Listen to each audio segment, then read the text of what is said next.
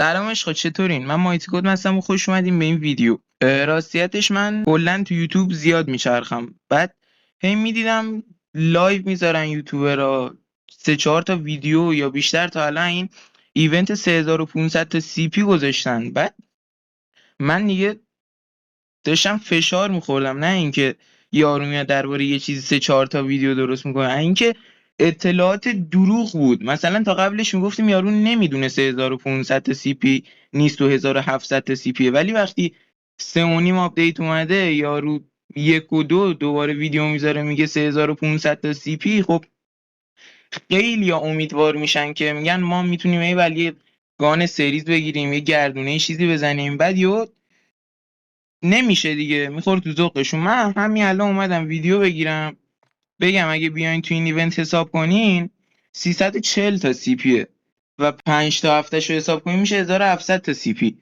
1700 تا سی پی برای ریجن آسیاست، تو همین ریجنی که ما هستیم. 3500 تا سی پی مخصوص اکانتای با ریجن اروپا و آمریکاه.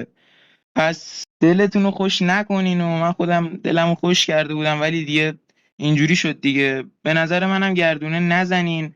اگه میخواین چیز ارزشمندی چیزی بگیم بریم تو فوریو یه ویوان هریسی منندزی چیزی بگیریم. و ممنون که ویدیو رو تماشا کردین. لایک و ساب فراموش نشه.